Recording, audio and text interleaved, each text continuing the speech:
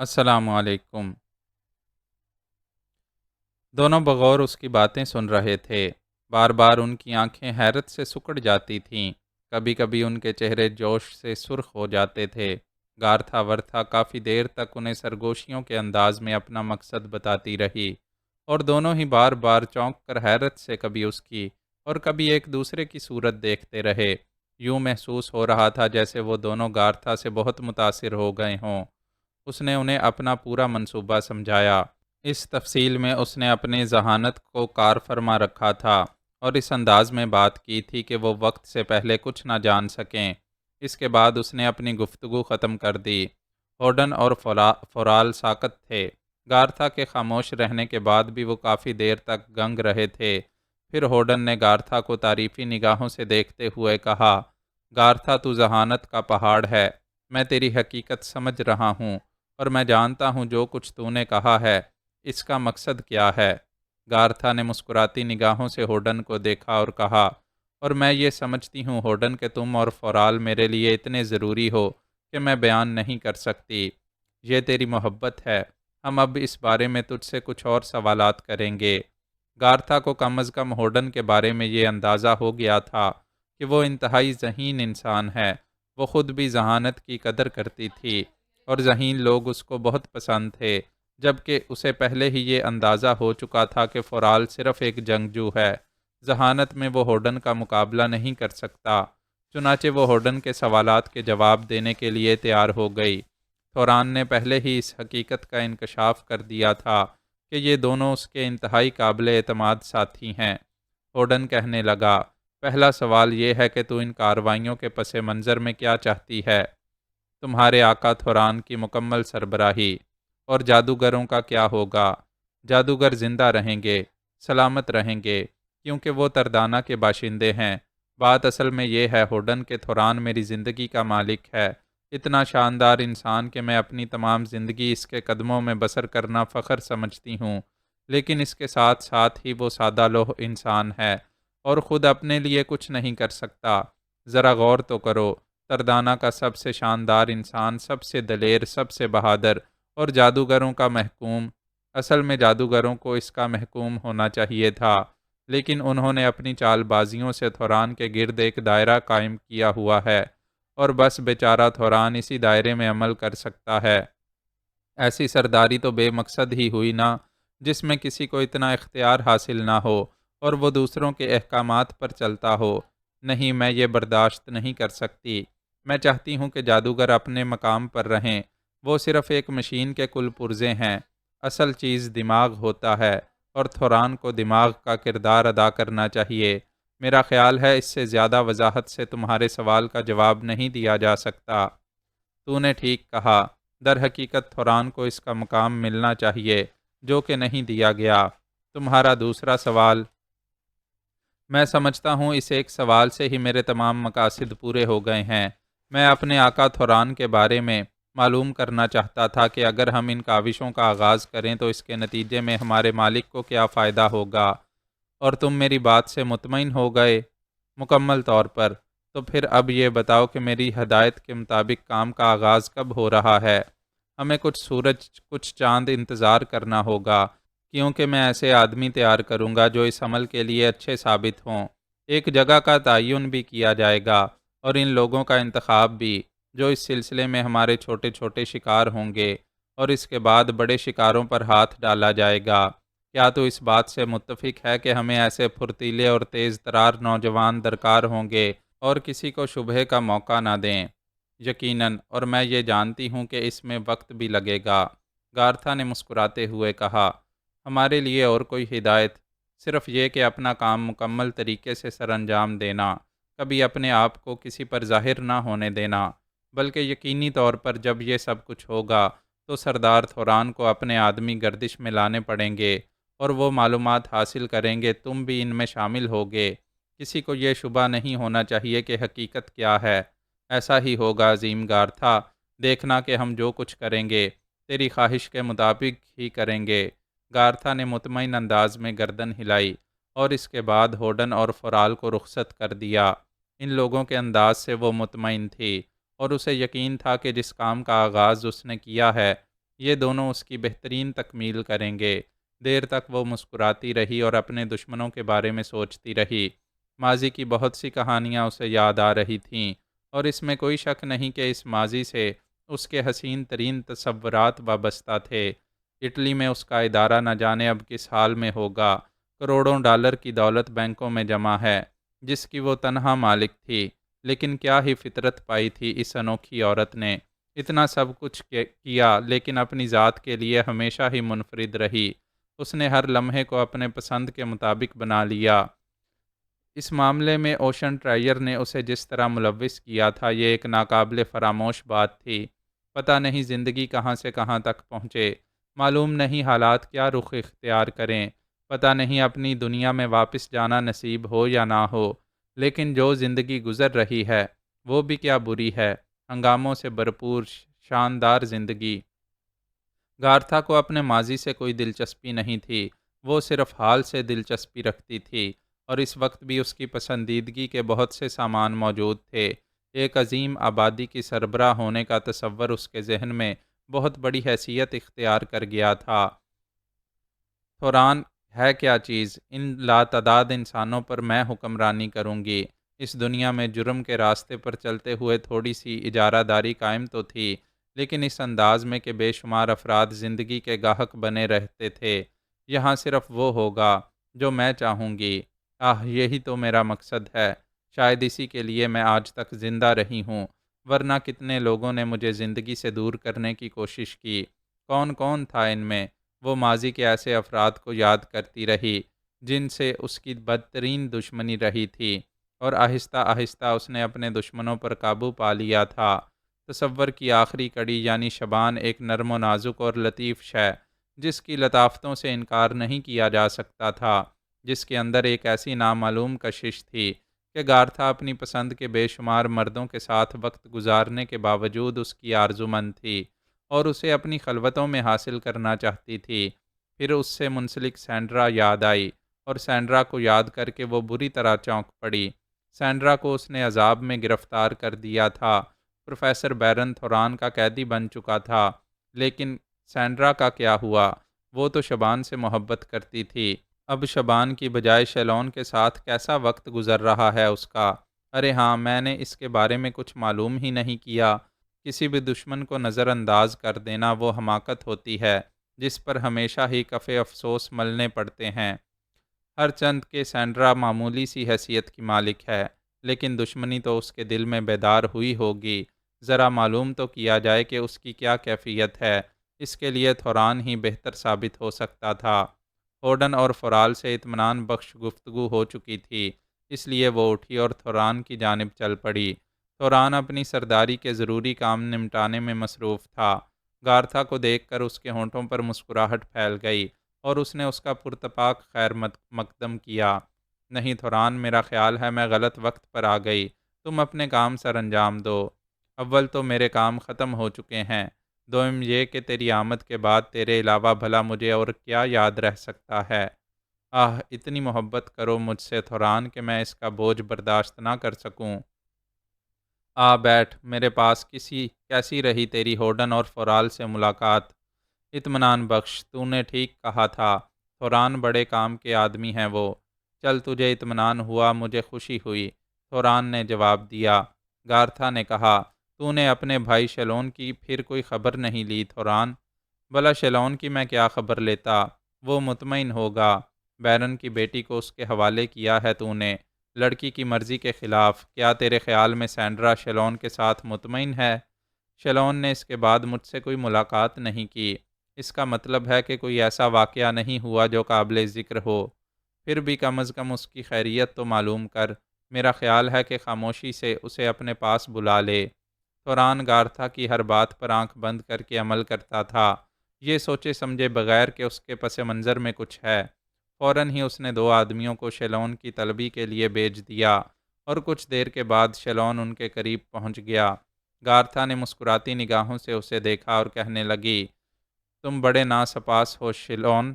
اتنی حسین لڑکی ہم نے تمہیں بخشی جس کا تعلق اس دنیا سے ہے، لیکن بعد میں تم نے ہم سے ملاقات بھی نہیں کی، یہ بھی نہیں بتایا کہ اس کے ساتھ تمہارا وقت کیسا گزرا۔ شیلون کے ہونٹوں پر مسکراہٹ پھیل گئی۔ اس نے کہا، میں اپنے بھائی کی معزز بیوی کا شکر گزار ہوں کہ اس نے مجھے یہ فخر بخشا۔ در حقیقت وہ لڑکی بے حد حسین ہے، بے حد محبت کرنے والی، اور ایسی دلکش کہ اس کے بعد دلکشی کا تصور ختم ہو جائے۔ گارتھا کی پیشانی کی لکیریں گہری ہو گئیں۔ اس نے غور سے شیلون کو دیکھا اور بولی، کیا تم ہم پر طنز کر رہے ہو شیلون؟ طنز؟ شیلون حیرت سے بولا، نہیں میرے بھائی کی معزز بیوی، میں نے تو ایسی کوئی بات نہیں کی، بلکہ اس نے تو میرا پہلے ہی استقبال اتنے پرجوش انداز میں کیا تو میں حیران رہ گیا۔ جب کہ تو نے مجھ سے کہا تھا کہ وہ میرے لیے قاتل ثابت ہو سکتی ہے، وہ مجھے ذہنی طور پر کبھی قبول نہیں کرے گی، لیکن اس نے تو اس طرح اپنے آپ کو میرے سامنے بچھا دیا کہ میں خود ہی شرمندہ ہو کر اس کی غلامی میں آ گیا۔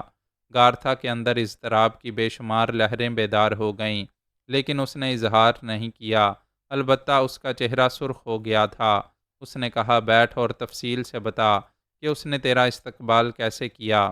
شیلون مسکرانے لگا، اور پھر اس نے مزے لے لے کر اپنی اور سینڈرا کی کہانی اس کو سنائی۔ تھوران کو اس گفتگو سے زیادہ دلچسپی نہیں تھی، لیکن وہ سنتا رہا، غور کرتا رہا۔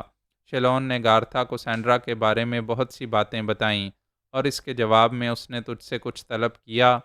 گارتھا نے پوچھا۔ بالکل نہیں، قطعی نہیں۔ ہاں، اس نے ایک بار اپنے باپ سے ملاقات کی خواہش کا اظہار کیا ہے، اور یہ اچھا ہی ہوا کہ تو نے مجھے طلب کر لیا۔ میں اپنے بھائی سے اس کی اجازت بھی لے لوں۔ بیرن سے ملاقات کرنا چاہتی ہے وہ؟ گارتھا بولی۔ ہاں۔ وہ کسی سوچ میں ڈوب گئی اور کچھ دیر کے بعد اس نے کہا، حرج بھی کیا ہے، اس طرح تیرے تعلقات مزید بہتر ہوں گے۔ وہ جب بھی تجھ سے بیرن سے ملاقات کی خواہش کا اظہار کرے تو اسے اس قید خانے تک لے جانا جہاں بیرن قید ہے، اور باپ بیٹی کو ملا دینا۔ بہت بہت شکریہ۔ اور میرے بھائی، تجھے تو کوئی اعتراض نہیں ہے؟ جو الفاظ گارتھا کی زبان سے نکلیں سمجھ لے، میرا حکم ہے، مجھے کوئی اعتراض نہیں ہے۔ شیلون شکریہ ادا کرنے کے بعد چلا گیا، لیکن گارتھا گہری سوچ میں ڈوبی رہی۔ تھوران اس کے چہرے پر تشویش کے آثار دیکھ رہا تھا۔ کچھ دیر کے بعد اس نے کہا، کیا بات ہے گارتھا، تو کسی قدر متفکر ہو رہی ہے؟ گارتھا نے گردن اٹھا کر تھوران کو دیکھا، سوچتی رہی اور پھر ایک ٹھنڈی سانس لے کر آنکھیں بند کر لیں۔ تھوران خاموشی سے اس کے جواب کا انتظار کرتا رہا، پھر دوبارہ بولا، ضرور کوئی خاص بات ہے۔ ہاں ہے تو، گارتھا نے کہا، کیا ایسی کہ مجھے بتانا مناسب نہ ہو؟ تھوران نے کہا، اور ورتھا چونک پڑی۔ اس کائنات میں کیا کچھ ایسا ہے جو میں جانوں اور تو نہ جانے؟ میرا خیال ہے ایسا نہیں ہے۔ تو پھر تو نے یہ کیوں سوچا؟ تیری خاموشی پر؟ نہیں، میں سینڈرا کے ماضی پر غور کر رہی تھی۔ یہ سوچ رہی تھی کہ یہ لڑکی زیادہ سے زیادہ کیا کر سکتی ہے۔ اس کا بہت سا وقت میرے سامنے گزرا ہے۔ میں سمجھا نہیں۔ پروفیسر بیرن بے شک تیری دنیا کا انسان ہے، تھوران، میں نے اسے ہمیشہ منفرد پایا۔ وہ اپنی بیٹی سینڈرا کے ساتھ ہی اپنا وقت گزارتا تھا۔ اور گارتھا خاموش ہوئی تو تھوران نے کہا، اور کیا؟ ہاں، وہ اس نوجوان سے عشق بھی کرتی تھی۔ کس سے؟ سوبیرا کے شبان سے۔ اوہو، تھیبور کے بیٹے سے؟ یہ میں نہیں جانتی۔ میں جانتا ہوں، مگر ان باتوں سے تیری سوچ کا کیا تعلق ہے؟ صرف ایک میری روح، صرف ایک کچھ بھی ہے۔ سینڈرا کی ماں اسی دنیا کی باشندہ ہے جہاں مکاری اور عیاری کی حکمرانی ہے۔ یہ چالاکی اسے ورثے میں ملی ہے۔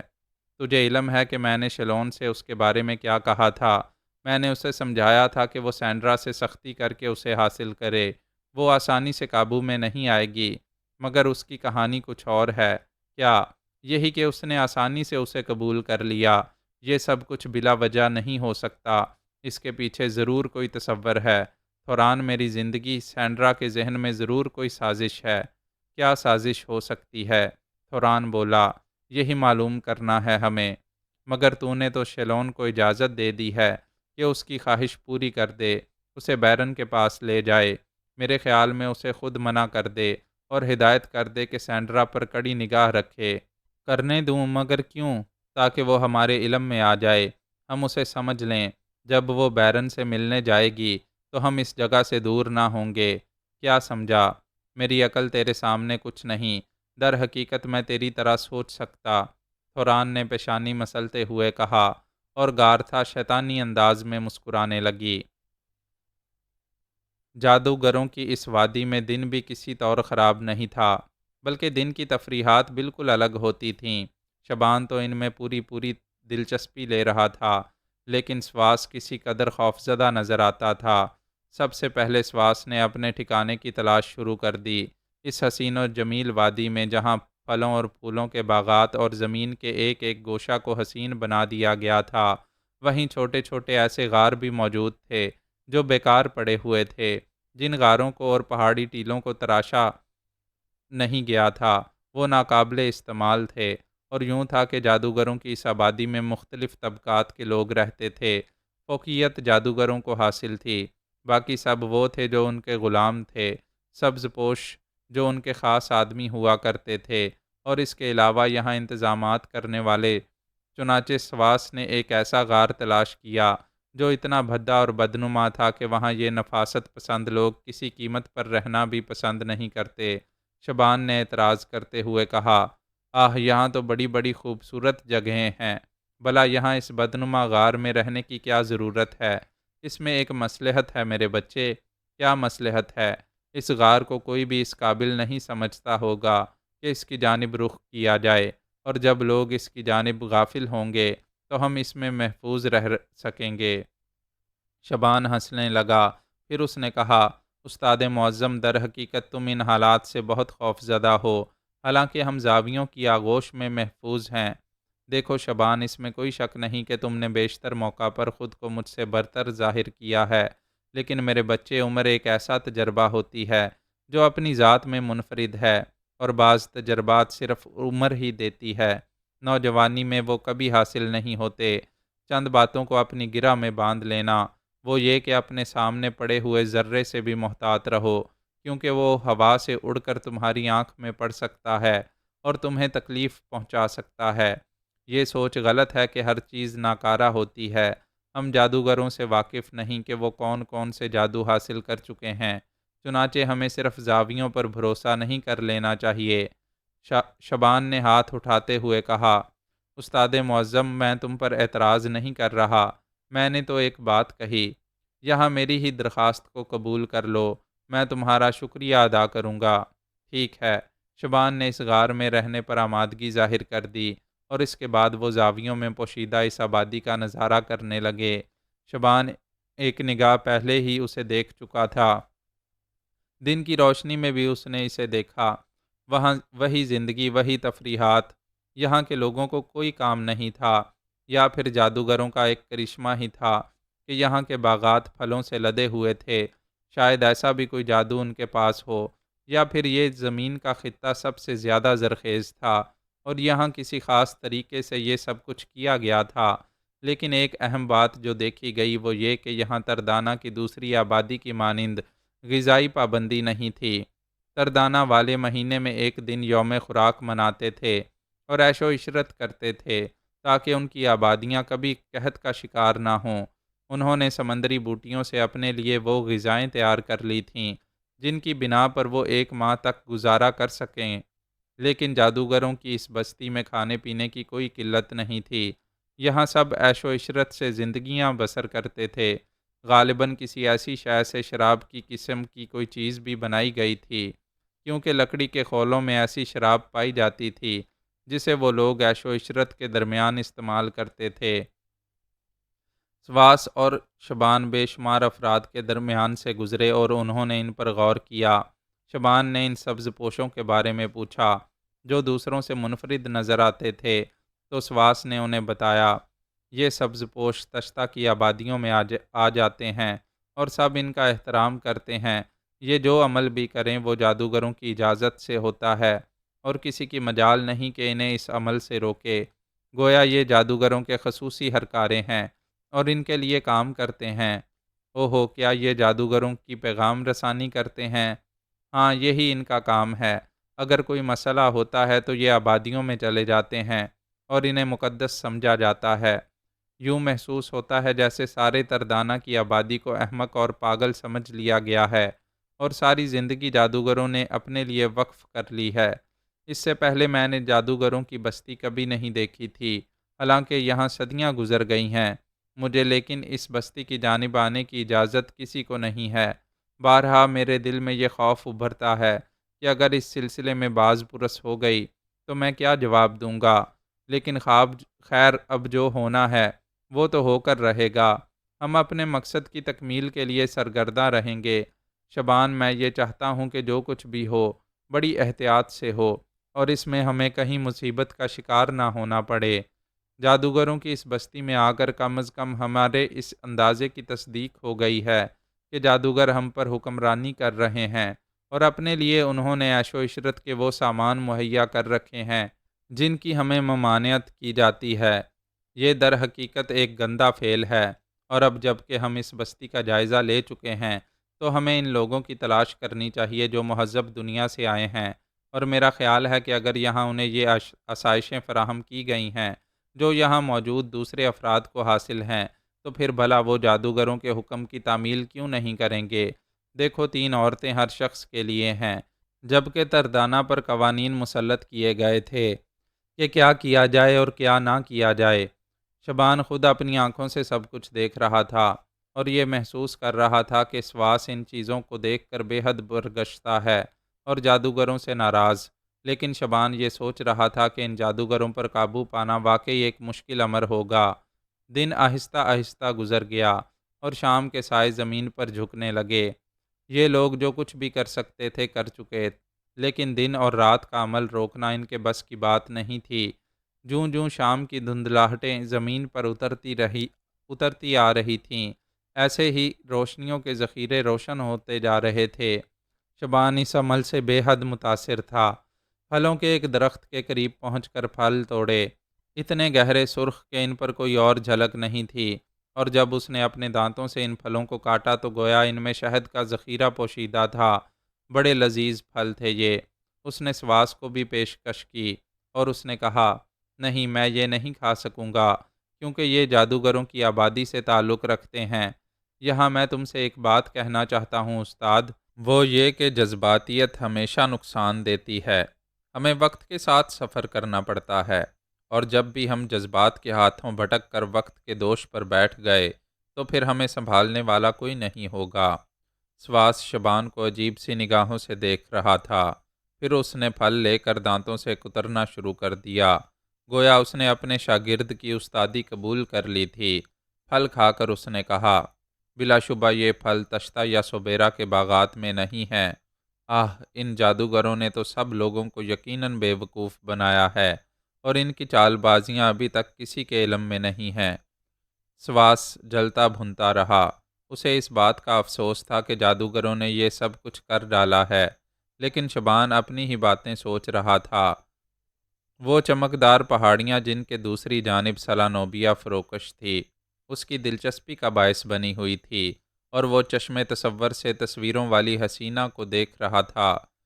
جادوگروں نے خوب جادوگری کی تھی، اپنا تحفظ بھی کر لیا تھا انہوں نے، اور اس کے ساتھ ہی سلانوبیا کو عام نگاہوں سے محفوظ بھی کر دیا تھا، تاکہ جب ان کا کوئی فعل ناکام ہو جائے تو وہ سلانوبیا کی روایت کا سہارا لیں۔ سو یوں ہوا کہ جب رات خاصی گہری ہو گئی اور وادی میں رنگ رلیاں منانے والوں کے کہے پرلذت سسکیوں میں تبدیل ہو گئے تو شبان غار سے باہر نکل آیا، اور سواس ہمیشہ گہری نیند سونے کا عادی تھا۔ شبان نے ادھر ادھر دیکھا، اسے دیکھنے والا کوئی نہیں تھا۔ اس نے مسلسل زاویوں کی قید اپنائی ہوئی تھی۔ ہلکی ہوا نے اس کے جسم کے وزن کا اندازہ کیا، اور شبان نے ہوا کے پہلو میں قدم رکھ دیا جو اس کا بوجھ اٹھا سکتا تھا، اور اس کا بدن فضا میں بلند ہوتا چلا گیا۔ وہ ہواؤں کے دوش پر سفر کرتا ہوا ان خوشنما پہاڑیوں کی جانب جا رہا تھا، جس کے دوسری جانب سے مدھم مدھم اجالا ابھر رہا تھا، اور اس سے یہ اندازہ ہوتا تھا کہ اس جانب بھی روشنی کا وہی معقول بندوبست کیا گیا ہے۔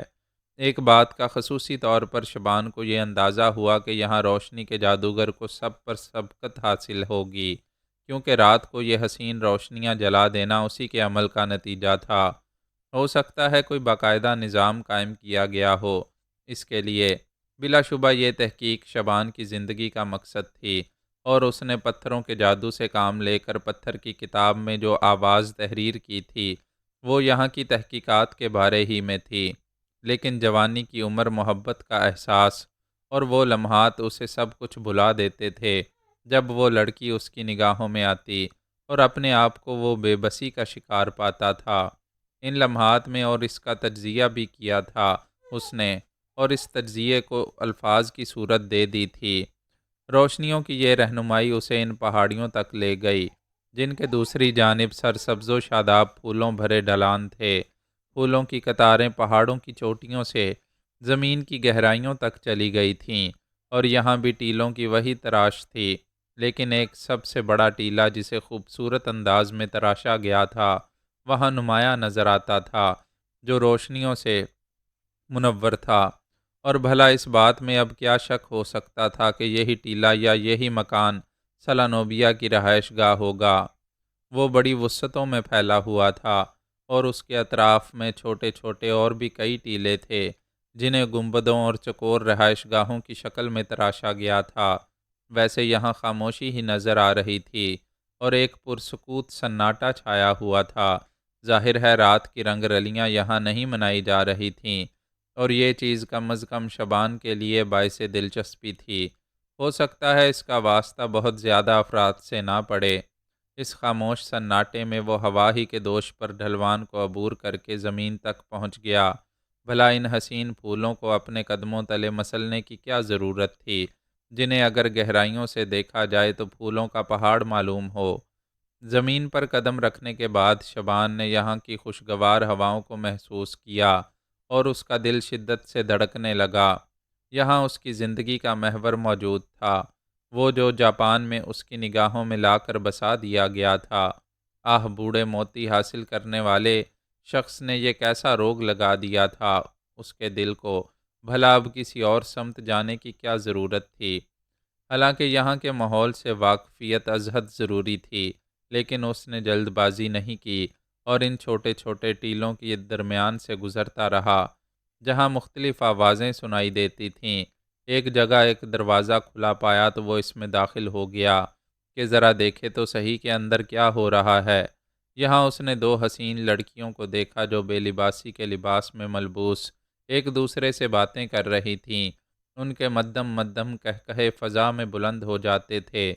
لباس کی شکل میں انہوں نے اتنی معمولی چیزیں پہنی ہوئی تھیں کہ شبان کو ان کی جانب سے نگاہیں بدلنا پڑیں۔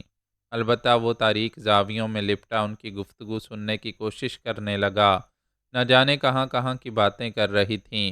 ان میں سے ایک نے کہا، جب چاند کا آخری دن پورا ہو جائے گا تو ہمیں ہماری بستی بھیج دیا جائے گا اور ہماری جگہ دوسری لڑکیوں کو بلایا جائے گا۔ آہ، کیا تو کسی کا انتظار کرتی ہے؟ حماقت کی بات ہے، کون سا دل ہے جو محبت سے خالی ہوتا ہے؟ لیکن سلاکیہ، تو اپنے محبوب سے ملنے کے لیے بے قرار نہیں ہوتی؟ میرے محبوب کی تو بات ہی نہ کرو۔ میں تو سچ بات یہ ہے کہ یہاں سے جانے کے بعد دوبارہ واپس نہیں آنا چاہتی۔ ایسا کیسے ہو سکتا ہے؟ جادوگروں کا حکم ٹالنے کی مجال کس میں ہے؟ کیا یہ نہیں ہو سکتا کہ ہماری جگہ دوسری جس شخصیت کو لایا جائے اسے یہاں مستقل کر دیا جائے؟ ہمارے پاس سوال کرنے کی جرت کہاں ہے؟ ہم تو صرف حکم کے پابند ہیں۔ یہ ظلم ہے، سراسر ظلم۔ لیکن یہ جادوگروں کا حکم بھی تو ہے۔ شبان ان کی گفتگو سے اندازے لگاتا رہا۔ دل تو یہ چاہ رہا تھا کہ ان سے معلوم کرے کہ ان پر کیا بیتی، لیکن ان کے درمیان ہونے والی مزید گفتگو نے اسے صورتحال سے آگاہ کر دیا، اور اس پر یہ انکشاف ہوا کہ یہاں اس وادی میں شاید لڑکیاں ہی لڑکیاں رہتی ہیں اور مردوں کا گزر نہیں ہے۔ یہ بھی ایک انوکھی بات تھی۔ ان لڑکیوں کو آبادیوں سے لایا جاتا تھا اور انہیں سلانوبیا کا غلام بنا دیا جاتا تھا، پھر انہیں کچھ عرصے کے لیے چھٹی دی جاتی تھی اور یہ اپنی آبادیوں میں پہنچ جاتی تھیں اور اپنے اپنے محبوبوں کی خلوت سے لطف اندوز ہوا کرتی تھیں، جبکہ یہاں سلانوبیا کی وادی میں کسی مرد کو آنے کی اجازت نہیں تھی۔ شبان کو اس کا اندازہ تھوڑے فاصلے پر ایک اور ٹیلے کے درمیان ہونے والی گفتگو سے ہو گیا۔ غالباً ہر جگہ دو دو لڑکیوں ہی کو رکھا گیا تھا۔ بہرحال یہ ماحول بھی بے حد پراسرار اور انتہائی دلکش تھا۔ رات کے جس حصے میں شبان یہاں پہنچا تھا، ہو سکتا ہے اس وقت تک یہاں کی تفریحات اور زندگی کے مشاغل ختم ہو جاتے ہوں۔ اب آگے بڑھ کر سلانوبیا کی رہائش گاہ کو دیکھنا تھا۔ اندازے کے مطابق یہی وہ جگہ ہو سکتی تھی جہاں سلانوبیا فروکش ہوگی۔ شبان کے دل کی دھڑکنیں انتہائی تیز ہو گئیں اور وہ بڑی عجیب سی کیفیات محسوس کر رہا تھا۔ وہ اس ٹیلے کے قریب پہنچ گیا جسے انتہائی حسین مکان کی شکل میں تراشا گیا تھا۔ ٹھوس دیواریں جو پتھریلی تھیں اور ان میں جگہ جگہ نقش و نگار بنائے گئے تھے، گویا یہاں بھی فنون لطیفہ کا کوئی مؤثر تصور موجود تھا۔ لیکن جو دروازہ اس بڑے سے مکان میں اندر داخل ہونے کے لیے بنایا گیا تھا، اس کا کہیں نشان نہیں ملتا تھا۔ ہاں، شبان نے اپنے اندازے کی بنا پر اس تقریباً 1 فٹ چوڑی اور موٹی سل کے بارے میں پتہ لگا لیا، جو یقینی طور پر اندر داخل ہونے والے دروازے کے منہ پر جمی ہوئی تھی۔ شبان نے اس سل کو ادھر سے ادھر ٹٹول کر دیکھا اور اس کے چہرے پر مایوسی کی لکیریں پھیل گئیں۔ یہ وزنی اور چوڑی سل تو 10 آدمیوں کے بس کا روگ بھی نہیں تھی۔ یقینی طور پر اسے بہت سے افراد دھکیل کر یہاں تک پہنچاتے ہوں گے۔ بلا شبہ ایسا ہی ہوتا ہوگا۔ یہ تو بڑی مشکل پیش آ گئی۔ ہو سکتا ہے اس کے علاوہ کوئی اور ایسا جھروکا یا کوئی جگہ ہو جہاں سے اندر داخل ہوا جا سکے۔ چنانچہ شبان اس ٹیلے کی بلندیوں پر چڑھ گیا اور اس کے تمام گوشوں میں جھانکنے لگا۔ بلندیوں پر ایسی بہت سی جگہیں تھیں جہاں محفوظ رہا جا سکے، لیکن اندر داخل ہونے کے لیے کوئی راستہ نظر نہیں آیا۔ ہاں، کچھ چھوٹے چھوٹے روشن دان بے شک بنائے گئے تھے جو اندر ہوا کے لیے تھے۔ شبان نے ان روشن دانوں سے نیچے جھانکنے کی کوشش کی، لیکن ان کی تراش بھی بہت عجیب و غریب تھی۔ وہ ٹیڑھے ترچھے ہوئے تھے اور ان کے آخری سروں پر روشنی تک نظر نہیں آ رہی تھی۔ شبان پر مایوسی کا غلبہ طاری ہو گیا۔ یہ تو بڑی مشکل صورتحال پیش آ گئی تھی۔ کیا کیا جائے، کیا نہ کیا جائے؟ کافی دیر تک وہ ٹیلے کے مختلف گوشوں میں چکراتا رہا اور اس کے بعد وہاں سے واپس اتر آیا۔ اب یہ فیصلہ کرنا تھا کہ واپس چلا جائے یا یہاں رک کر انتظار کرے، لیکن ابھی رات بہت باقی تھی اور وہ جانتا تھا کہ سواس گہری نیند سو رہا ہوگا اور اسے شبان کی فکر نہیں ہوگی۔ چنانچہ شبان خاموشی سے وہاں کے مختلف گوشوں کی سیر کرتا رہا۔ وہ اس آبادی کے بارے میں پوری طرح جان لینا چاہتا تھا۔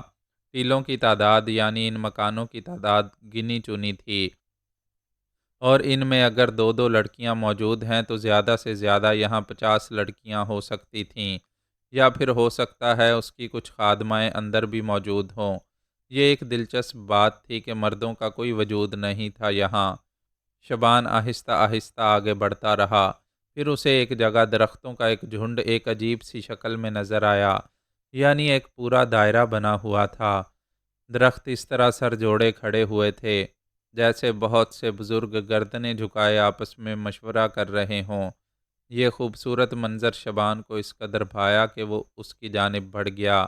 درختوں کے درمیان سے اندر داخلے میں کوئی مشکل نہیں پیش آئی تھی، لیکن اندر جو ہی اس نے نگاہ ڈالی، دفعتاً اس کا دل بری طرح دھڑک اٹھا۔ اندر تقریباً 8 لڑکیاں موجود تھیں اور وہ درختوں کے کنارے کنارے کھڑی تھیں۔ یہ اتفاق تھا کہ شبان جس سمت سے داخل ہوا تھا، ادھر کوئی لڑکی موجود نہیں تھی، لیکن اندرونی حصے میں اس نے پانی کی ایک جھیل دیکھی۔ گویا درختوں نے اس جھیل کے کنارے کنارے احاطہ کیا ہوا تھا۔ پتہ نہیں یہ قدرتی جھیل تھی یا اسے کسی خاص طریقہ سے یہاں بنایا گیا تھا، لیکن جھیل میں ایک جسم تیر رہا تھا، اور دلچسپ بات یہ تھی کہ جو روشنیاں لگائی گئی تھیں وہ جھیل کے پانی کے اندر لگائی گئی تھیں۔ گویا یہ بھی یہاں کا ایک جادو تھا۔ یقیناً روشنی کا جادوگر اس علاقے کا سب سے بڑا جادوگر ہوگا۔ ظاہری بات ہے کہ وہاں بجلی کا کوئی سلسلہ نہیں تھا، بلکہ سورج کی شعاؤں کو کسی خاص پتھر میں قید کر کے یہ پتھر جھیل کی گہرائیوں میں نصب کر دیے گئے تھے۔ لیکن اس میں بھی کوئی شک نہیں تھا کہ اس تاریک جگہ یہ جھیل صحیح معنوں میں چاندی کی جھیل معلوم ہو رہی تھی، اور چاندی کی جھیل میں جو جسم لباس سے بے نیاز کلیلیں کر رہا تھا، اسے دیکھ کر شبان کی آنکھوں میں جیسے پورے بدن کا خون سمٹ آیا۔ بھلا اس چہرے کو وہ نہ پہچانتا جو نہ جانے کب سے پتوں کی آڑ سے اسے تک رہا تھا، نہ جانے کب سے اس کا لمس شبان کے سینے کے پاس محفوظ تھا۔ ہاں، یہ وہی تھی، 100% وہی۔ شبان پر بے خودی سی طاری ہو گئی۔ وہ اس قدر بے خود ہو گیا کہ سب کچھ بھول گیا، بس اس کی پتھرائی ہوئی آنکھیں اس کے کلیلیں کرتے ہوئے وجود پر جمی ہوئی تھیں۔ حسن و جمال کا ایسا پیکر اس نے اس دنیا میں نہیں دیکھا تھا۔ بلا شبہ شبان اسے سر سے پاؤں تک نہیں دیکھنا چاہتا تھا۔ وہ تو تقدس کا پجاری تھا، اور اس کی فطرت میں آج تک کوئی ایسا واقعہ موجود نہیں تھا جس پر اس کا ضمیر داغدار ہوتا۔ لیکن اب جس چہرے کو وہ دیکھ رہا تھا، وہ اس کی ذات میں اس طرح رچا بسا ہوا تھا جیسے اس کے دل ہی کا ایک ٹکڑا ہو، اور وہ اس کی زبان میں سوچتا ہو، اس کے دماغ سے عمل کرتا ہو۔ غرض یہ کہ شبان پتھرایا ہوا اسی جگہ کھڑا رہا، اور پھر نہ جانے کتنا وقت گزر گیا۔ تب وہ باہر نکلی، اور کئی لڑکیوں نے آگے بڑھ کر ایک پوشاک سے اس کا بدن ڈھک دیا۔ یہ سلانوبیہ وقت تھی، لیکن حقیقتاً وہ شبان کے دل کی ملکہ تھی۔ گویا یہاں آ کر اس نے اپنا تصور پا لیا تھا، اور یہ اس کی جستجو کی انتہا تھی۔ جب وہ درختوں کے درمیان سے نکلی اور لڑکیوں کے جھرمٹ میں آگے بڑھنے لگی تو دفعتاً شبان چونکا۔ بھلا اس میں اتنی سکت کہاں تھی کہ کوئی اور بات سوچ سکے۔ وہ ان کے عقب میں آہستہ آہستہ چل دیا، اور کوئی ایسی ترکیب اس کی سمجھ میں نہیں آئی کہ وہ اس کے قریب پہنچ جائے۔ اس کا اندازہ بالکل درست تھا۔ وہی بڑا سا ٹیلہ، وہی بڑا سا مکان اس لڑکی کی رہائش گاہ کے طور پر استعمال ہوتا تھا، لیکن یہ بھی ایک دلچسپ بات تھی کہ وہ ایک بہت بڑی چٹان جو اس مکان کے دروازے کو ڈھکے ہوئے تھی، بلکہ اس کے لیے انہوں نے کوئی ایسا طریقہ کار اختیار کیا تھا جو اس وقت شبان کی سمجھ میں نہیں آیا۔ لیکن اس قسم کے مکانیکی کو سمجھنا اس کے لیے کوئی مشکل کام نہیں تھا، اور وہ اچھی طرح جانتا تھا کہ یہ ساری کارروائی ان لوگوں نے کسی مشینی شکل میں کی ہے۔ چٹان اپنی جگہ سے ہٹ گئی، اور وہ لڑکی ان 8 لڑکیوں کی میت میں اندر داخل ہو گئی۔ اس سے بہتر موقع اور کون سا ہو سکتا تھا شبان کے لیے کہ وہ بھی ان کے پیچھے ہی پیچھے اندر چلا جائے۔ چٹان کو بند نہیں کیا گیا تھا، گویا ابھی ان لڑکیوں کو وہاں رکنے کا ارادہ تھا۔ چنانچہ شبان آسانی سے کھلے ہوئے دروازے سے اندر داخل ہو گیا۔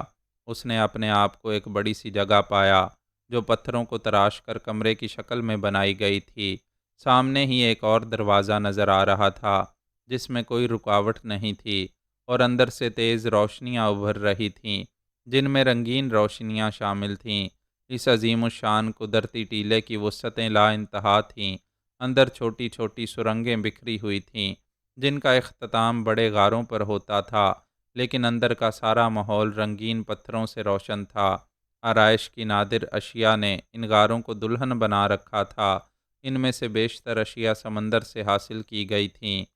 لڑکیاں سلانوبیا کو لے کر شاید کسی دور دراز غار میں چلی گئی تھیں، کیونکہ ان کی آوازیں نہیں آ رہی تھیں، لیکن شبان کو یہ اطمینان تھا کہ وہ اسی غار میں ہے، اور اس کا دیدار مشکل نہیں ہوگا۔ اس وقت اس کے ذہن میں سلانوبیا کے حسین تصور کے سوا کچھ نہ تھا۔ وہ باقی سب کچھ بھول گیا تھا۔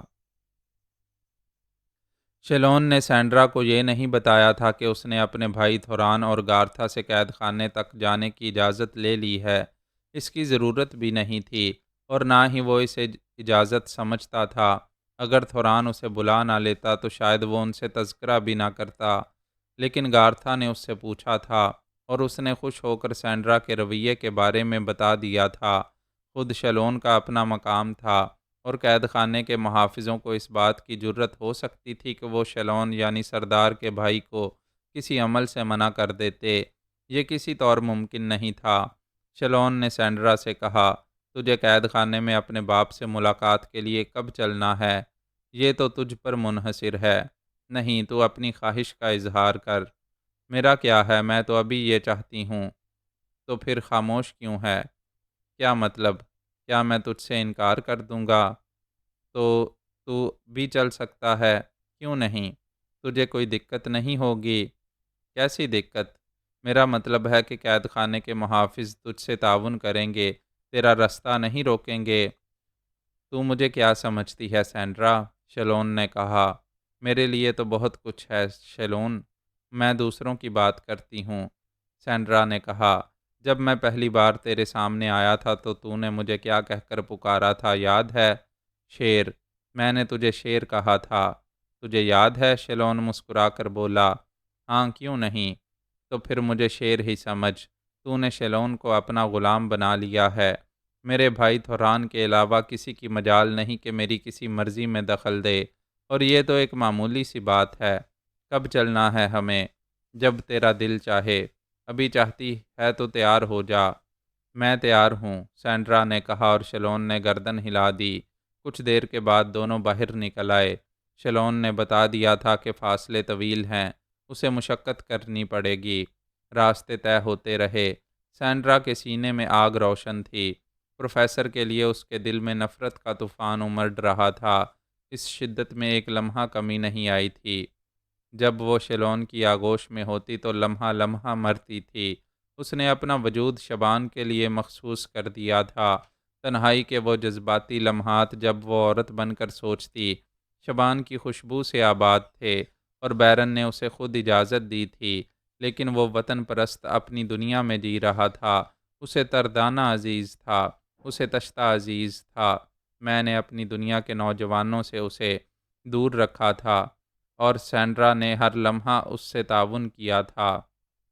کیا اسی لیے کہ اس بھیڑیے کی شکل کے ایک شخص کے حوالے کر دیا جائے؟ سینڈرا نرم و نازک تھی، مشقت سے ہمیشہ دور رہی تھی، لیکن انتقام کی آگ نے اسے ذرا بر بھی تھکنے نہ دیا۔ ویرانے میں ایک پہاڑی تراش کر یہ قید خانہ بنایا گیا تھا، اور یہ باقاعدہ قید خانے کی شکل میں تھا۔ ایک بڑے سے پنجرے میں بیرن قید تھا۔ محافظوں نے شیلون کو دیکھ کر گردن جھکا دی۔ تھوران کا باغی کس حال میں ہے؟ شیلون نے سوال کیا۔ پرسکوت، خاموش۔ اسے کہاں رکھا ہے؟ داہنے گوشے میں، محافظ نے جواب دیا۔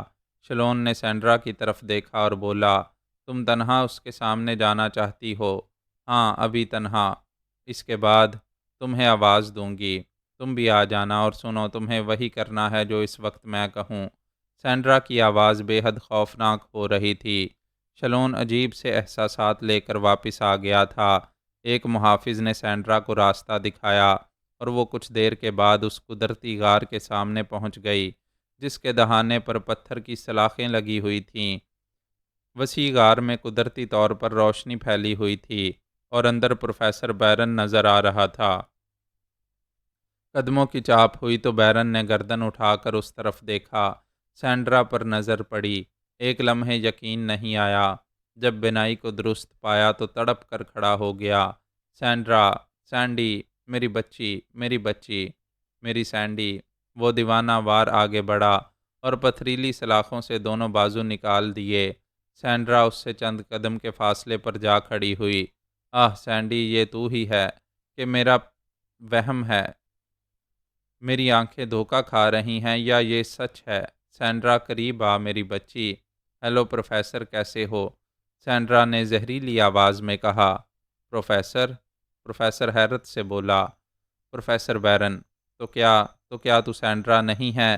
غور کرو پروفیسر، شاید یقین آ جائے۔ آہ، کیا تو مجھ سے ناراض ہے سینڈی؟ یقیناً تو مجھ سے ناراض ہے۔ میرے قریب تو آ، میں تجھے چھونا چاہتا ہوں۔ میری بچی، آہ، تو مجھ سے کیوں ناراض ہے؟ میں تم سے کب ناراض ہوں پروفیسر؟ میں تو خوش ہوں، میں تو بہت خوش ہوں میرے باپ کہ تو نے مجھے مرد کی قربت حاصل کرنے کا موقع دیا۔ ایک جوان عورت کی آرزو اس کے سوا کیا ہو سکتی ہے؟ میں سمجھا نہیں۔ پیراگوئے میں تم نے مجھ پر جس قدر مظالم کیے تھے پروفیسر، میں نے ان کا ازالہ کر دیا ہے۔ آہ، وہاں تم نے مجھ پر کتنی پابندیاں لگائی تھیں، کتنے اقدار کے بوجھ لاد دیے تھے۔ تم کہتے تھے عورت ایک آبدار موتی ہے، اس کی چمک دھمک اس کی آبرو ہے، وہ ایک گوہر نایاب ہے جسے سب حاصل کر لینا چاہیے، مگر اس کی قیمت عظیم ہے، وہ صرف چاہت کے مول فروخت ہوتا ہے۔ یہی کہتے تھے نا تم پروفیسر؟ سینڈرا، تجھے کیا ہو گیا ہے؟ بیرن رندے ہوئے لہجے میں بولا۔ یہی کہتے تھے نا تم؟ سینڈرا غرائی۔ ہاں، یہی کہتا تھا میں۔ بہت مکار ہو پروفیسر، مجھے اقدار کے جال میں جکڑ دیا تم نے دھوکے سے۔ وصول قیمت حاصل کرنا چاہتے تھے تم۔ یہاں اس گوہرے نایاب کو کسی ایسے شخص کی گود میں ڈالنا چاہتے تھے جس سے تمہیں اقتدار حاصل ہو یا جس سے تمہیں سرخروئی ملے۔ سینڈرا پروفیسر کرب سے بولا، تم ہم میں سے تھے ہی کہاں پروفیسر، تم اجنبی تردانہ کے باشندے تھے۔ مجھ سے پہلے میری ماں سے اور اس کے بعد مجھ سے تمہیں کیا ہمدردی اور دلچسپی ہو سکتی تھی؟ تم تو ایک مشن پر گئے تھے اس دنیا سے۔ ایسا نہ سوچ سینڈرا، ایسا نہ سوچ۔ پروفیسر آنکھوں سے آنسو بہنے لگے۔ اپنے مقصد کے حصول کی ناکامی پر رو رہے ہو۔ وہ نہیں مل سکا تمہیں جو تم نے سوچا تھا۔ بکواس مت کرو سینڈرا، بیرن نے غرا کر کہا۔ تم میرا کیا بگاڑ لوگے بے بس قیدی؟ تم اپنے منصوبوں میں ناکام ہو چکے ہو۔ کیوں مجھے زخمی کر رہی ہے سینڈرا؟ کیوں مجھے چور چور کر رہی ہے؟ کیا ہو گیا ہے تجھے؟ تمہارے پاس یہ سوال ہے پروفیسر؟ کیا مطلب ہے تیرا؟ تم یہ سوال کرنے کا حق رکھتے ہو مجھ سے؟ پروفیسر بیرن، کیا رشتہ تھا میرا تمہارا؟ سینڈرا، کیا کہہ کر لائے تھے مجھے تم؟ کیا معیار بتایا تھا تم نے میرا؟ بولو، جواب دو۔ میرا کیا قصور سینڈرا؟ تم نے مجھ سے تحفظ کا وعدہ کیا تھا پروفیسر۔ تم نے مجھے بیٹی کہا تھا۔ یہ تمہاری دنیا ہے، میری نہیں۔ یہاں کے مکمل ذمہ دار تم ہو۔ کس کے حوالے کیا ہے تم نے مجھے؟ بولو پروفیسر۔ یہاں بیٹھ گئے ہو آ کر۔ فرض پورا ہو گیا تمہارا۔ میں نے تو کوئی قصور نہیں کیا تھا۔ میں نے تو کوئی مطالبہ نہیں کیا تھا تم سے۔ مجھے کیوں پامال کرا دیا تم نے؟ بولو پروفیسر۔ اس گوہرے نایاب کو کس کم خواب میں چھپایا ہے تم نے؟ اس ریچھ کے قابل تھی میں؟ بولو، وہی میری تقدیر کا مالک تھا۔ سینڈرا، جو کچھ ہوا میری توقع کے برعکس ہوا۔ کیوں آخر کیوں؟ بس ہو گیا، بہت ہو گیا پروفیسر۔ اب میں بھی کچھ پیش کرنا چاہتی ہوں تمہارے سامنے۔ تمہیں خوشی ہوگی۔ جو تم نے کیا ہے اسے اپنی آنکھوں سے دیکھو۔ دیکھو پروفیسر، میرے ارمانوں کا قبرستان۔ دیکھ اپنی آنکھوں سے میری آرزوؤں کے مزار۔ شیلون، سینڈرا نے زور سے پکارا اور شیلون اندر آ گیا۔ کیا بات ہے سینڈرا؟ شیر ہو تم، بولو شیر ہو۔ کیا بات ہے؟ شیلون بولا۔ میرے مالک ہو نا تم؟ گارتھا نے اور تھوران نے مجھے تمہارے حوالے کیا ہے نا؟ ہاں۔ پروفیسر کو یقین نہیں آتا۔ وہ اسے جھوٹ سمجھ رہا ہے۔ کیوں؟ تم اسے سچ ثابت کرو شیلون۔ اس شخص کو بتا دو کہ تم میرے انگ انگ کے مالک ہو۔ بتا دو اسے۔ کیسے؟ شیلون حیرت سے بولا۔ مجھے پیار کرو، ثابت کرو کہ تم میرے مالک ہو۔ بتا دو اس پروفیسر کو کہ یہ سچ ہے۔ سینڈرا، شیلون حیرت سے بولا۔ شیلون، شیر کہا ہے میں نے تمہیں۔ شیروں کی طرح بھنبھوڑ کھاؤ مجھے، نوچ دو میرا لباس، ورنہ شیلون۔ سینڈرا کی آنکھیں خون کی طرح سرخ ہو گئیں۔ اوہ ہاں، تو کہتی ہے تو ٹھیک ہے، شیلون نے کہا، اور پھر وہ شیر بن گیا۔ پروفیسر بوٹیاں چبانے لگا۔ وہ زور سے چیخا، شیلون کتے! سینڈرا، اسے گوہرے نایاب کا اصل مقام، پروفیسر بیرن کا متاع عظیم ہے یہ، اس کا مقام جو اسے اس کے باپ نے عطا کیا۔ پروفیسر پھوٹ پھوٹ کے رونے لگا۔ اس نے آنکھوں پر بازو رکھ لیا۔ یہی نہیں ڈیڈی، یہی نہیں، اب تو میں بہت کچھ کروں گی۔ جانتے ہو مستقبل میں کیا کھیل کھلاؤں گی؟ تشتہ کی فحشا۔ ایسا ہی کروں گی میں پروفیسر، ایسا ہی کروں گی۔ تم سے وعدہ ہے میرا۔ تشتہ کے گلی کوچے بازار مجھے دیکھیں گے۔ نوجوان میرے ساتھ گزرے ہوئے رنگین لمحات کی کہانیاں ایک دوسرے کو لطف لے لے کر سنائیں گے، اور جب کوئی مجھ سے پوچھے گا کہ میں کون ہوں تو میں بڑے فخر سے بتاؤں گی کہ میں پروفیسر بیرن کی بیٹی ہوں۔ پروفیسر بیرن، ماہر سمندریات، ایک مخلص، نیک اور ایماندار آدمی، جس نے اپنی بیٹی کے لیے ایسا ماحول پیدا کیا۔ سنا تم نے پروفیسر، سنا تم نے؟ آنکھیں بند کر لینے سے بلی نہیں بھاگ جاتی۔ تم ایک ناکام باپ ہو، ایک ایسے باپ جس نے اپنی بیٹی کی ناموس کو اپنی خواہشات کے لیے داؤ پر لگا دیا۔ ارے یہ تمہاری دنیا تھی، میری تو نہیں تھی۔ مجھے ایک اچھا مستقبل دے کر تم اپنی دنیا میں آ کر جہنم رسید ہو جاتے۔ مجھے کیا پڑی تھی؟ پروفیسر، کاش مجھے تم سے انتقام لینے کے لیے اور کوئی بہتر طریقے آتے تو میں ان سے بھی گریز نہ کرتی۔ پروفیسر بیرن بدستور آنکھوں پر ہاتھ رکھے رو رہا تھا، لیکن سینڈرا کے انداز میں اس کے لیے رحم کا کوئی جذبہ نہیں پیدا ہوا تھا۔ وہ شدت غضب سے دیوانی ہو گئی تھی۔ تبھی قید خانے کے ایک پوشیدہ گوشے سے قدموں کی آواز ابھری، اور ساتھ ہی ساتھ ایک نسوانی قہقہا جسے سن کر نہ صرف شیلون بلکہ سینڈرا بھی چونک پڑی، اور بے اختیارانہ طور پر پروفیسر بیرن نے بھی اپنی آنکھوں سے ہاتھ ہٹا لیا۔ آنے والی گارتھا تھی، جس کے عقب میں تھوران بھی موجود تھا۔ ایک حسین لباس میں ملبوس، شاہانہ چال چلتی ہوئی گارتھا قید خانے کے اس حصے میں نمودار ہوئی اور آگے بڑھ آئی۔ سینڈرا بھونچکی رہ گئی تھی، لیکن گارتھا کو دیکھ کر ایک بار پھر اس کی آنکھوں میں خوف کی پرچھائیاں نظر آنے لگی تھیں اور اس کے ہونٹ بھنچ گئے تھے۔ گارتھا نے چہکتے ہوئے لہجے میں کہا، یہ حقیقت ہے سینڈرا کہ ساری زندگی میں نے تجھے ایک احمق اور بے وقوف لڑکی سمجھا، لیکن ان لمحات میں تو نے یہ بات ثابت کر دی کہ عورت جب تک احمق رہنا چاہے احمق رہتی ہے، اور جب وہ اپنی کینچلی اتار کر اصل صورت میں نمودار ہوتی ہے تو ایک بفری ہوئی ناگن ہوتی ہے جس کا راستہ روکنے والا کوئی نہیں ہوتا۔ میں تو یہ سوچ بھی نہیں سکتی تھی کہ تو اتنے خوبصورت ارادوں کی مالک ہے۔ بلا شبہ میں اس سلسلے میں تجھ سے اتفاق کرتی ہوں۔ کچھ لوگ اپنی اولادوں کو اپنی جاگیر سمجھتے ہیں۔ وہ سوچتے ہیں کہ اولاد پیدا کرنے کے بعد اس طرح اس پر ان کا حق ہوتا ہے جیسے بازار سے خریدی ہوئی کسی چیز پر۔ میں تم سے یہ سوال کرتی ہوں، معزز پروفیسر بیرن، تم تو بہت اعلیٰ تعلیم یافتہ انسان ہو، کیا تم نے خواہش کی تھی کہ تمہارے گھر سینڈرا پیدا ہو؟ کیا تم نے اس کا پورا پیکر اپنے ذہن میں اتار لیا تھا؟ غالباً ایسا نہ ہوگا۔ سینڈرا کی پیدائش صرف ان رنگین لمحات کا نتیجہ ہوگی جو تم نے اپنی بیوی کے ساتھ گزارے، اور اس کے بعد جب سینڈرا اس دنیا میں نمودار ہو گئی تو تم نے اسے اس لیے پرورش کیا کہ وہ تمہارا اور تمہاری بیوی کا مشترکہ کارنامہ تھا۔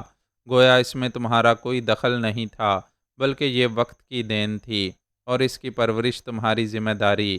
یا پھر جب سینڈرا مرنا چاہے گی یا اسے موت آئے گی اور تم زندہ ہوگے تو کیا تم اسے ایک نئی زندگی دے سکتے ہو، دوبارہ اسی طرح جس طرح پہلے وہ اس دنیا میں آئی؟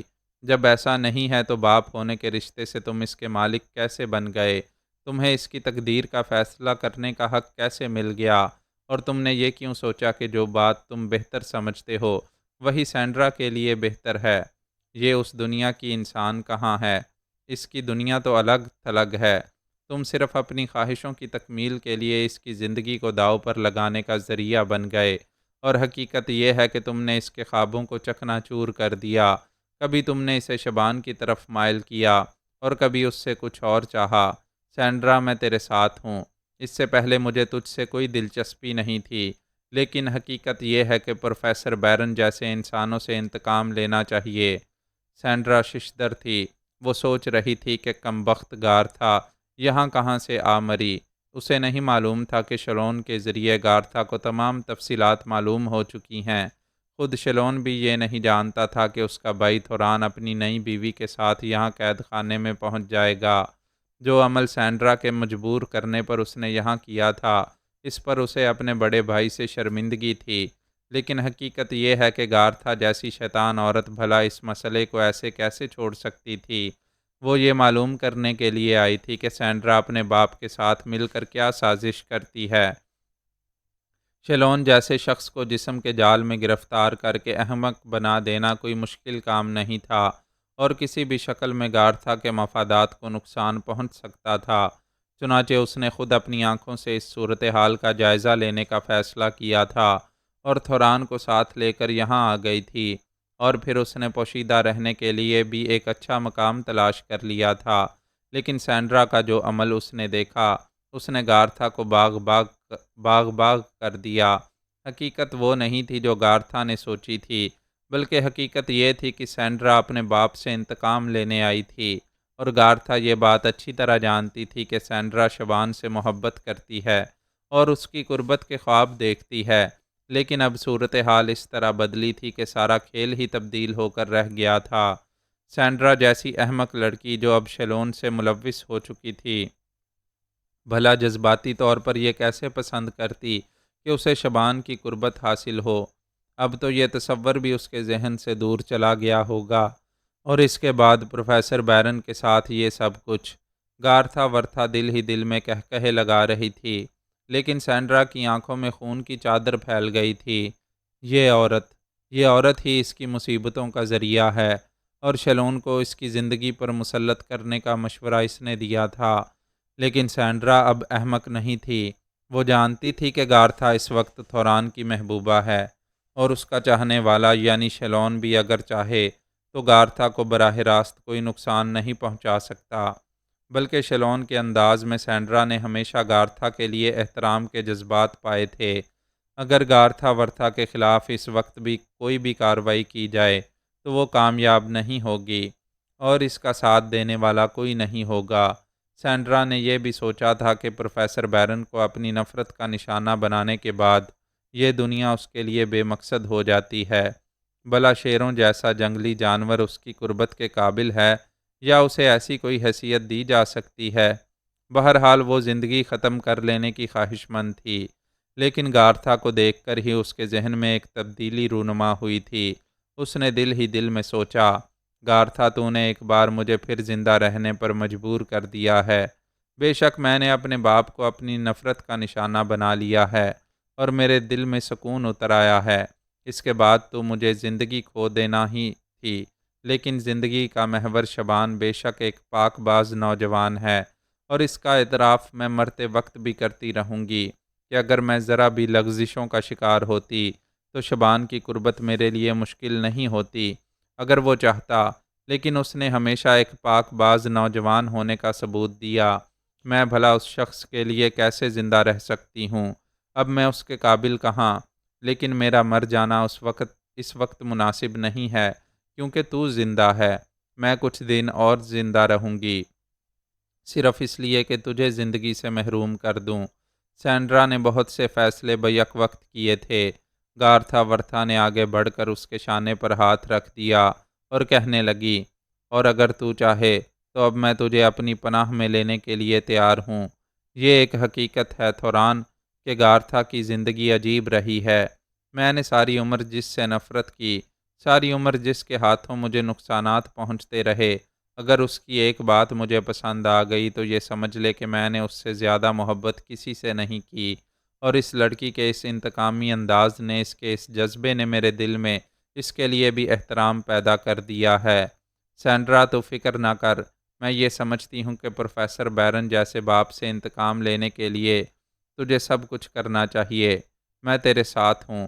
سینڈرا نے گرم جوشی سے گارتھا کا ہاتھ پکڑ لیا اور ہذیانی انداز میں بولی، میں پروفیسر بیرن کو خون کے آنسو نہ رلا دوں تو میرا نام سینڈرا نہیں ہے۔ پروفیسر بیرن، تمہیں اس خوشخبری سے مسرت ہونی چاہیے۔ آؤ سینڈرا، اب چلیں۔